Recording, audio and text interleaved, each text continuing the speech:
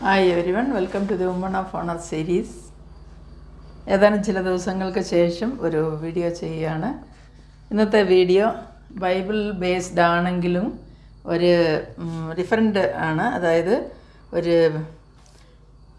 ഹിസ്റ്റോറിക്കലായിട്ടുള്ള ഒരു കാര്യം പറയുവാനായിട്ടാണ് ആഗ്രഹിക്കുന്നത്. ബൈബിളിൽ പല പ്രാവശ്യം മെൻഷൻ ചെയ്തിരിക്കുന്ന ഒരു പേരാണ് ബാബിലോൺ. ഈ ബാബിലോണിനെ പറ്റി നമ്മൾ കേട്ടിട്ടുണ്ട്. സിവിലൈസേഷൻ ആദ്യമായിട്ടുണ്ടായ സ്ഥലം, ക്രേഡിൽ ഓഫ് ദി സിവിലൈസേഷൻ എന്ന്. അതേപോലെ തന്നെ അത് യൂഫ്രട്ടീസ് റിവറിൻ്റെ കരയിൽ സ്ഥിതി ചെയ്യുന്നു. പ്രസൻറ്റ് ഡേ ഇറാഖിലാണ് ഈ സ്ഥലം. അതേപോലെ തന്നെ ഹീബ്രുവിൽ ബാബേൽ എന്ന് പറയുന്ന ആ ഒരു വാക്കിൽ നിന്നും പിന്നെ ഗ്രീക്കിലേക്കും ഒക്കെ ട്രാൻസ്ലേഷനായി അങ്ങനെ ഒറിജിൻ വന്നിട്ട് ബാബേൽ എന്നുള്ള ആ വാക്കിൽ നിന്നാണ് ബാബിലോൺ എന്നുള്ള പേരുണ്ടാകുന്നത്.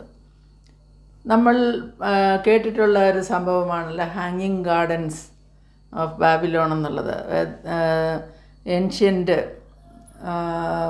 ഏൻഷ്യൻ്റായിട്ടുള്ള കാര്യങ്ങൾ നോക്കുമ്പോൾ ലോകത്തിലെ ഒരു 7 വണ്ടേഴ്സിൽ ഒന്നാണ് ഈ ഹെലനിക് കൾച്ചറിലുള്ള ഈ ഹാങ്ങിങ് ഗാർഡൻസ്. അതിൻ്റെ പ്രത്യേകത നോക്കുമ്പോൾ അത് നെബൂഖദ്നേസർ രണ്ടാമൻ രാജാവിൻ്റെ കാലത്താണ് ഇതുണ്ടാക്കിയതെന്ന് വിശ്വസിക്കുന്നു. അതേപോലെ തന്നെ അവരുടെ ഗാർഡൻ്റെ പ്രത്യേകത നോക്കുമ്പോൾ അത് ഒരു മാസീവ് കോംപ്ലക്സ് ഓഫ് ഗാർഡൻസ് ആണ്. എലിവേറ്റഡ് ആയിട്ടുള്ള ഒരു പല ടെറസുകളിലായിട്ട് ഇത് നിർമ്മിച്ചിരിക്കുകയാണ്. അതുപോലെ തന്നെ ഈ ഗാർഡന് അവിശ്വസനീയമായ എൻജിനീയറിങ്ങും വളരെ സങ്കീർണമായ ഇറിഗേഷൻ കാര്യങ്ങളുമാണ് ചെയ്തിരിക്കുന്നത്.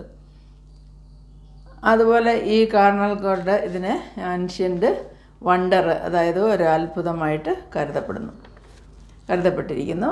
2004 എനിക്ക് ബാംഗ്ലൂരിൽ നിന്ന് ലണ്ടനിലേക്ക് ഫ്ലൈറ്റിൽ പോകുമ്പോൾ അതിൻ്റെ ഒരു യൂഫ്രട്ടീസ് റിവറിൻ്റെ ഒരു ഏരിയൽ വ്യൂ കാണുവാനായിട്ട് സാധിച്ചു. അത് ഞാനൊരു ഭാഗ്യമായിട്ടാണ് കണക്കാക്കി. കാരണം എന്ന് പറഞ്ഞാൽ നമ്മൾ നേരിട്ട് അവിടെ ഇറങ്ങുന്നില്ലെങ്കിലും മേളിൽ നിന്നെങ്കിലും ആ ഒരു ഫസ്റ്റ് സിവിലൈസേഷൻ ഉണ്ടായിരുന്ന ആ ഒരു സ്ഥലം കാണുവാനായിട്ട് ഒരു ഭാഗ്യമുണ്ടായി എന്ന് പറയാം. ഈ ബാബിലോണിന് വന്നിട്ട് ബൈബിളിൽ വളരെ ആഴത്തിലുള്ള പ്രാധാന്യമുണ്ടെന്ന് നമുക്ക് കാണാൻ സാധിക്കും. 287 പ്രാവശ്യം, അതായത് 287 ടൈംസ് ഈ പേര് രേഖപ്പെടുത്തിയിട്ടുണ്ട്. ജെറുസലേം കഴിഞ്ഞാൽ അന്ന് ബിബ്ലിക്കൽ സമയത്ത് അത് ലോകത്തിലെ സെക്കൻഡ് സിറ്റി ആയിട്ട് കരുതപ്പെടുന്നു. ബാബിലോണിൻ്റെ അവരുടെ വിശ്വാസങ്ങളും അവരുടേതായിട്ടുള്ള ആ ഒരു റിലീജിയസ് ഇതൊക്കെയും ഡിഫറൻ്റ് ആണെന്ന് നമുക്കറിയാം. അവരെപ്പോഴും ഈ ദൈവം തിരഞ്ഞെടുക്കപ്പെട്ടതായ ഈ ജൂദാജനത്തിന് അവരോട് എനിമികളായിട്ട് ആണ് പെരുമാറിയിരിക്കുന്നത്. നമ്മൾ നോക്കുമ്പോൾ നമുക്കറിയാം അവരുടെ റിലീജിയസ് സിസ്റ്റം വന്നിട്ട് ഒരു ആൻറ്റി ക്രൈസ്റ്റായിൻ്റെ രീതിയിലുള്ള ഒരു ഓർഗനൈസ്ഡ് റിബലിയൻ എന്ന് തന്നെ പറയാം. അങ്ങനെ എഗൻസ്റ്റ് ഗോഡ്. അത് നമുക്ക് ഉൽപ്പത്തി പുസ്തകം 11-ാം അധ്യായത്തിൽ കാണാവുന്നതാണ്. ബാബേൽ ഗോപുരം ഉണ്ടാക്കുന്നതും ദൈവത്തിന് അവർ റിബലിയനായിട്ട് തന്നെ പ്രവർത്തിച്ചു. ദൈവം ഇപ്പോൾ അവരുടെ ഭാഷയെ കലക്കി. അങ്ങനെയാണ് അവരുടെ ജനം എല്ലാ സ്ഥലത്തേക്കും ചിതറിപ്പോകുന്നത്. അതുപോലെ തന്നെ വേറൊരു കാര്യം പറയുകയാണെങ്കിൽ നമുക്കറിയാം ഏൻഷ്യൻ മെസൊപ്പൊട്ടാമിയയുടെ പ്രധാനപ്പെട്ട സിറ്റിയായിരുന്നു ഈ ബാബിലോൺ. അവർ 3000 BC അവിടെ സെറ്റിൽമെൻറ്റ് ഉണ്ടായിരുന്നതെന്ന് കരുതപ്പെടുന്നു. അതുപോലെ തന്നെ പറയുമ്പോൾ യഹൂദ ജനത്തെ സഫോക്കേറ്റ് ചെയ്യുന്ന രീതിയിലാണ് അവർ പ്രവർത്തിച്ചിട്ടുള്ളത്. ജെറുസലേം എല്ലാം നശിപ്പിച്ച് ജൂഡായിലുള്ള ജനങ്ങളെ പ്രവാസികളായിട്ട് ബാബിലോണിലേക്ക് കൊണ്ടുപോയതൊക്കെ നമുക്കറിയാം. 70 വർഷക്കാലം അവർ അവിടെ സഫോക്കേറ്റ് ചെയ്ത് ആ എംപയറിൻ്റെ കീഴിൽ അത് കൽദേയ എംപയർ എന്ന് പിന്നീട് പേര് കിട്ടി.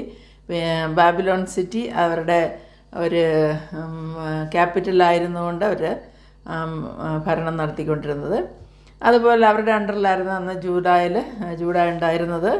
അവരെ നിഷ്കരണം കീഴടക്കി അവർ ദൈവത്തിൻ്റെ തിരഞ്ഞെടുക്കപ്പെട്ട ജനത്തിൻ്റെ ശത്രുക്കളായി തന്നെ അവരെ കണ്ടിരുന്നു നമുക്കറിയാം.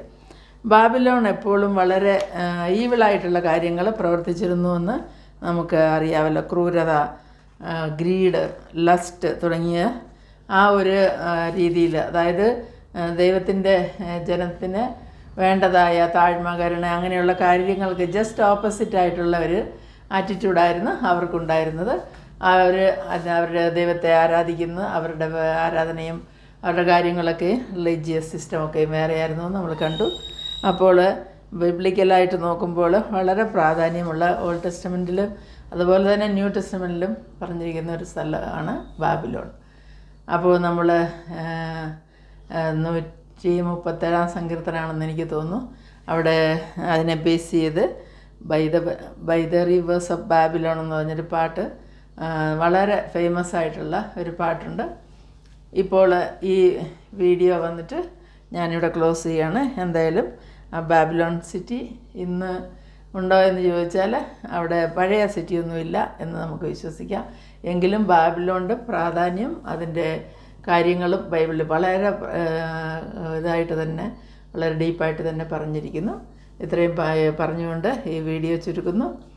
ഇഷ്ടമായാൽ ലൈക്ക് ചെയ്യാൻ മറക്കരുത്. അപ്പോൾ എല്ലാവർക്കും ഒരു സുദിനം ആശംസിക്കും. Bye to all.